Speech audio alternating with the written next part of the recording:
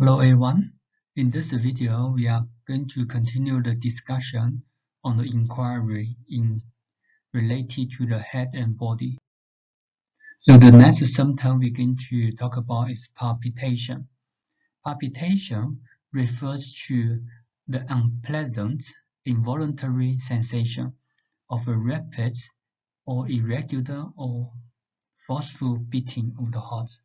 So in other words, palpitation, how does the patient feel? It is actually describe the feeling that the patient can feel the heartbeat.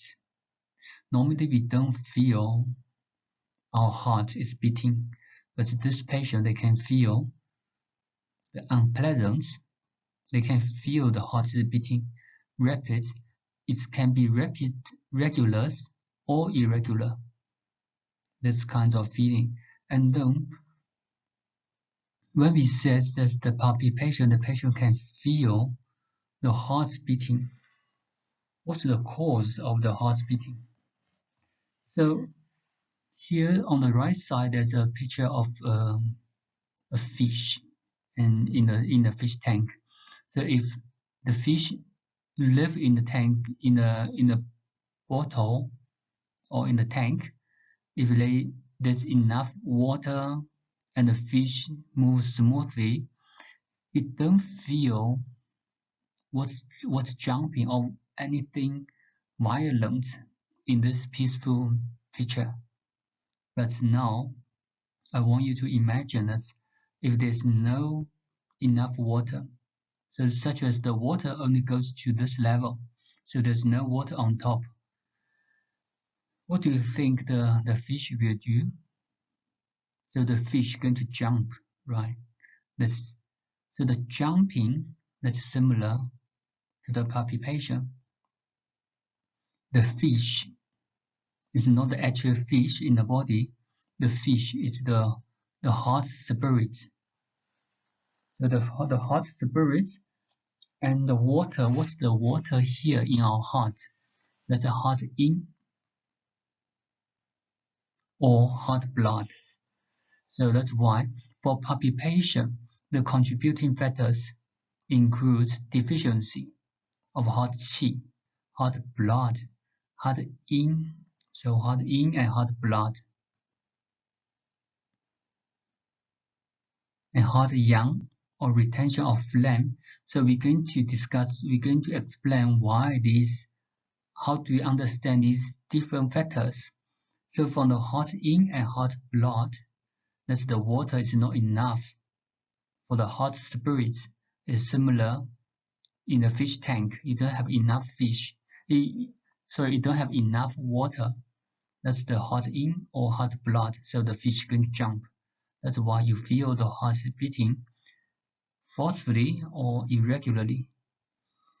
And what happens to the heart qi and heart yang? These two are actually similar, heart qi and heart yang. So why is yin deficiency, and then why the yang deficiency also can happen in this situation, heart qi and heart yang? Then we need to think about what's the function of the qi of yang. Yang qi, the function is to warm the body, also to confine the body, to control everything, right? So that's the yang qi. In this situation, I want you to imagine that in the classroom, normally what happens, such as before the class, everyone arrives in the classroom and you speak to each other, and the classroom become very noisy. But at the time when we start our lecture, once I enter the classroom, everyone quiet and the noise reduced. So that's the noisy environment before the class. That's similar to the palpation. But why the teacher enters the classroom, all students become quiet. That's the yang qi. Compared with the students and the teacher is yang, the students is in, so the yang can confine the yin. That's similar to this situation. If the heart yang is weak, the heart also going to beat irregularly or forcefully. So that's why for palpitation, it can be heart yin deficiency or heart blood deficiency. It also can be heart yang deficiency or heart qi deficiency. So from here, you need to use the associated symptoms to understand, to analyze which factors, such as heart yang deficiency. The patient will have yang deficiency symptoms, such as pale tongue, pale complexion, fatigue, or for heart qi deficiency. For heart blood deficiency or heart yin deficiency, the tongue will be red and with less coating. The patient also may be skinny, so that's because of yin fluid. They don't have enough fluid in the body. It can be result from the yin deficiency. Then the retention of phlegm fluid, water dampness, and stagnant blood. So these are actually the pathogens. Different pathogens block in the heart meridian or the heart organ will cause the lack of nourishment of the heart. For instance, again from the fish, if you don't have enough oxygen in the water, the fish is going to jump before it dies, right? That's palpitation. So that's the common contributing factors. The other contributing factors include the fright-induced qi disorder affecting the heart and mind. When we say the fright-induced, apart from the heart affecting the heart and mind or heart spirit, what's going to affect the heart? That's the gallbladder. Why we mentioned the gallbladder here? This pattern, we actually say that's the heart and gallbladder deficiency. Why we will include gallbladder here? That's because of fright. Fright is the emotion of the gallbladder. Fading of yin nutrition blood. That's the same as the blood deficiency, heart blood deficiency. Hyperactive fire disturbing heart mind. Hyperactive fire, why it will cause palpitation. This situation is similar again from the fish tank. You put a fish tank on top of a stove. You're going to cook the water. So the water become warmer and warmer. The fish also going to jump because they don't feel comfortable in a hot water environment. That's the fire can cause palpitation. Water retention affecting the heart and heart blood obstructing. So these are the pathogens that block the meridian, the flow, or the pathways of the where qi and blood moves that can cause palpitation. So when you see a patient presents with palpitation, the first thing you're going to think about this fish tank.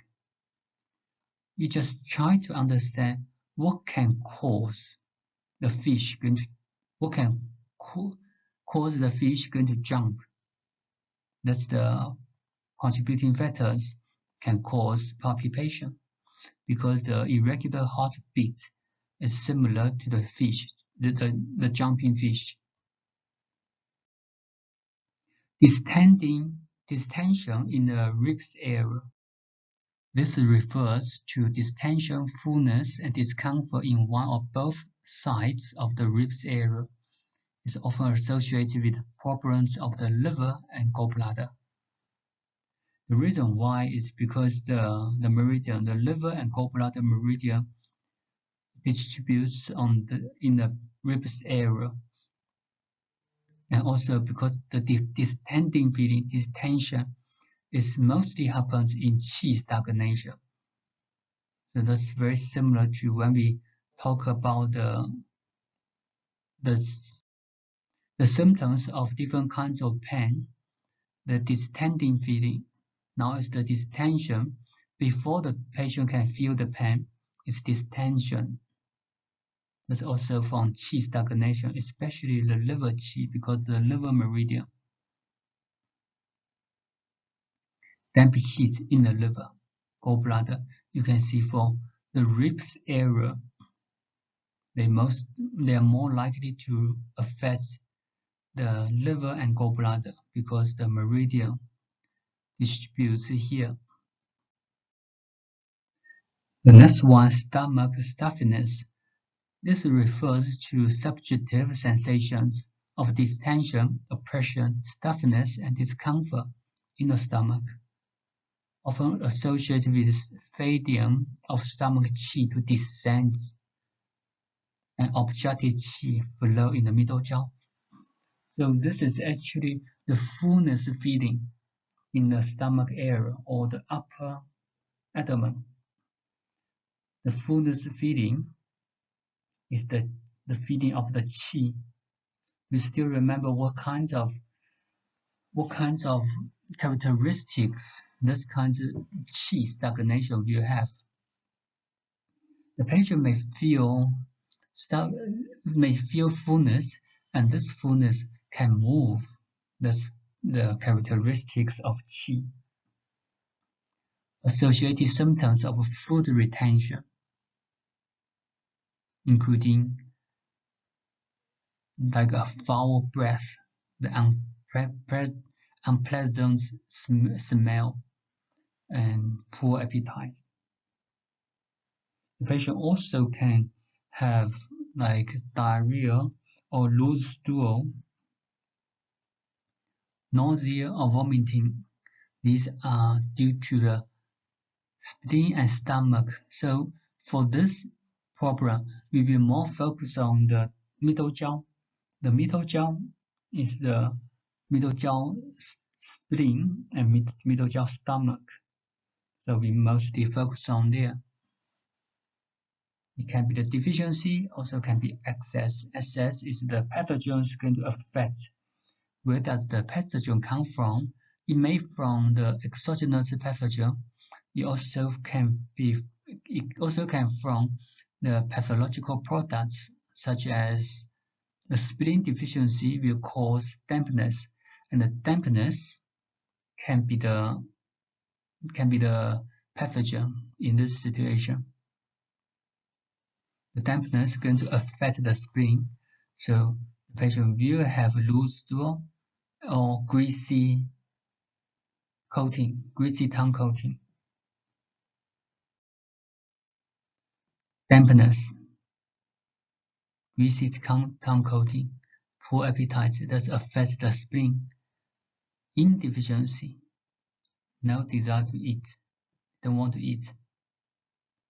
So these are the liver qi stagnation. Why the liver can affect the stomach, including the fullness and distension. That's because you see the distension in the ribs area. That's something we just mentioned in the previous slides. That's the liver qi stagnation. But why it's going to affect the stomach stuffiness or the fullness feeling in the stomach? You still remember the relationship between the liver and the stomach, or the liver and spleen. The liver is the wood, the spleen is the earth, or the stomach is the earth. So here is the question for you to answer. What's the relationship between the wood and the earth? If you don't remember, go back to the 5 elements. That's for the prevention when we talk about the 5 elements. Why the patient suffer from the liver problem may present or may develop into stomach or spleen problem. That's something you can see from clinic. As the patient will present with stomach problem due to liver dysfunction. Okay, so think about, you can pause for a while and think about the reason, the liver and stomach from our basic theory. The next one, abdominal distension. This refers to subjective feelings of bloating, fullness, discomfort in the abdomen. You see this kind of feeling, distension, we have mentioned distension in the ribs area, distension in the stomach, distension now in the abdominal area. These are actually similar situation in all distension, just in different areas.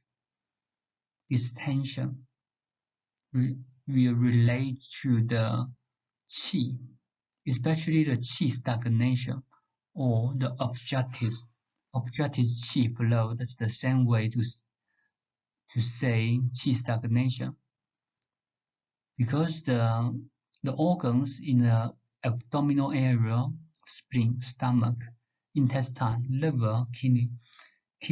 So these are if the patient presents with abdominal distension, you need to think about these organs.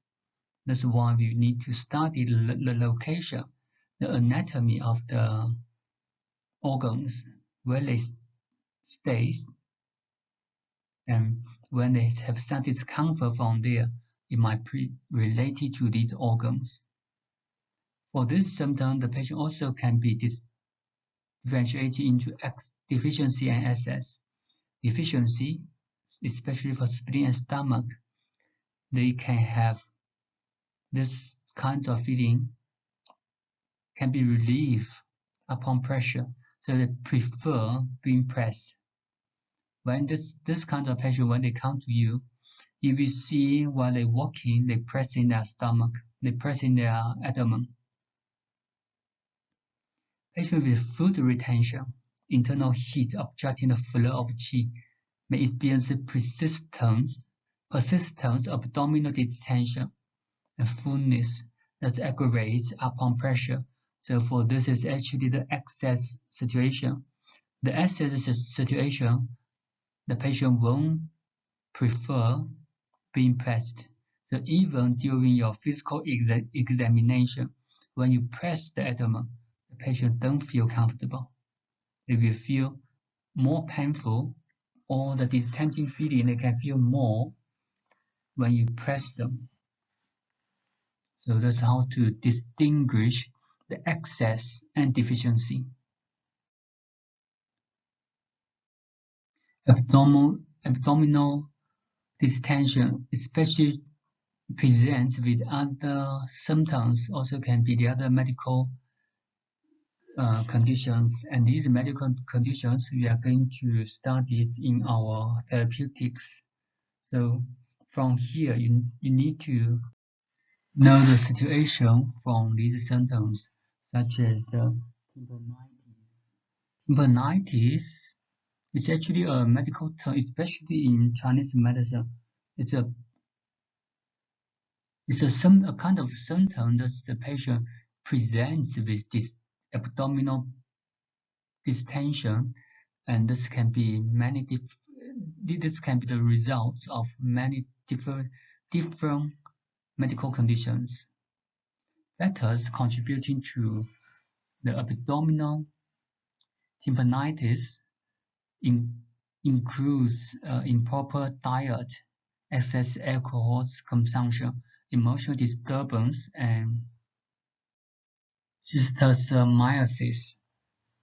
This we only mentioned some of the conditions. It also can be other medical conditions if they affect the liver, spleen, or kidney, such as the liver failure or any kinds of cause results in the liver failure.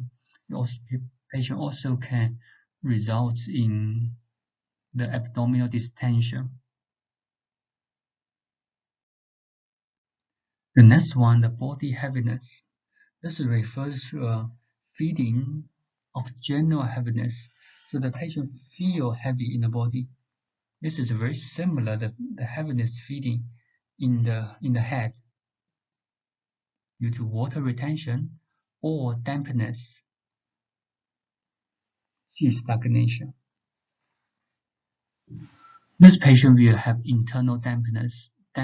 So wherever you see heaviness or wherever the patient presents with heaviness, no matter in the head or in the extremities, there's dampness or water, they're the same stuff. So the first thing you can think about the dampness or the water, and then you're going to distinguish, you're going to find some signs to support your diagnosis, and you're going to find some other signs to help you to distinguish where and which organs is affected. Dampness can be presented as greasy coating, also can help you to, so here's the coating, C-O-A-T-I-N-G. The greasy coating can help you to confirm the dampness. The patient presents with water retention, such as edema, thus you actually can see the water. With spleen qi deficiency, the patient may feel fatigue. That's because of the qi deficiency. So in this situation, the patient also can present with body heaviness. Numbness. Numbness also unusual tingling sensation and lack or loss of sensation associated with how we understand the numbness, malnourishment of the skin, muscle, tendon, vessels, or meridians. What can cause deficiency? Qi, blood. Wind cold is the pathogens. The wind. So that's how we understand the dampness. Lassitude is the common symptom of multiple internal medical conditions. This is actually a general fatigue, so it can be deficiency, qi deficiency, blood deficiency, yang qi deficiency, or dampness. Dampness, especially dampness due to yang spleen deficiency. So for this symptom, mostly related to deficiency, especially for qi deficiency. And the dampness, because you got the heaviness feeling, going to make the fatigue worse. Because if you got excess body fluids in the body, this is very similar. If you are carrying more extra water in the body, that's why you feel tired. So mostly focus for lassitude, mostly focus on deficiency and dampness. And the dampness and deficiency are also related. The dampness is the result of spleen deficiency. Also, because of the dampness, this lassitude also can happen in summer or in where we say the summer heat. Summer and rains a lot, so we got dampness and hot situation. Because the hot situation, the hot environment will increase the perspiration, which the qi will reduce due to the excess perspiration. So in this weather, that's why in summer we feel tired. We don't want to work, we want to sleep. That's because the qi, we lose the qi through the perspiration. And if the environment, if it rains a lot, in the environment because excess humid, that's the excess dampness in the environment, the dampness also going to affect us. That's why we will feel fatigue, lassitude in this kinds of climates and environment. For the lassitude, qi deficiency. With qi deficiency only, qi deficiency and blood deficiency. So deficiency of qi and blood, dizziness, poor memory. Do you still remember when we talk about the dizziness? Palpitation, shortness of breath, pale face. So as you can see from here, these symptoms, this one is the blood deficiency related to the heart, these two. Right, the palpitations, shortness of breath. Dizziness is the blood deficiency and the qi deficiency in the head. And the symptoms for internal dampness, we have heaviness, that's the dampness, drowsiness, stomach stuffiness, poor appetite, greasy tongue coating, and a soft pulse. So these, you see, when we use the general fatigue, we're going to combine the other symptoms in other organs. Spleen qi deficiency. The last one, spleen qi deficiency can include abdominal distension, poor appetite, loose stools, pale tongue, and weak pulse. So these are the symptoms that we have mentioned in this or in the previous videos. So this is last symptoms we're going to talk in this session, the head and the body, the question related to the head and the body. So these symptoms are actually more general. And as you can see our explanation, although you see a lot of symptoms from here, a lot of symptoms, a lot of causes such as dizziness, poor memories, palpitations, shortness of breath, pale face, lips and tongue, and a weak pulse. How to remember these symptoms? Thus, you need to draw a line or draw a tree for here. Qi deficiency can result in spleen qi deficiency. And then what's the spleen qi deficiency symptoms? Such as the weak pulse, poor appetite, fatigue. That's from spleen qi deficiency. If the qi deficiency, the patient also can have a heart qi deficiency. What can happen in heart qi deficiency? That's from palpitation, shortness of breath. The patient also can have liver qi deficiency or blood deficiency. So the more the cause you find, you will got a lot of symptoms at the back. When you see all these symptoms, it becomes very complicated. There's a lot of different symptoms. That's why we give you some of the examples here. Already that's a lot, but how to remember these symptoms? You need to put these symptoms into groups. So these groups related to the spleen, these groups related to the heart. So you're going to, what you need to remember that this problem related to the heart, this problem related to the spleen, or this problem may related to the both heart and spleen. That's how to remember these some different symptoms and to understand different causes.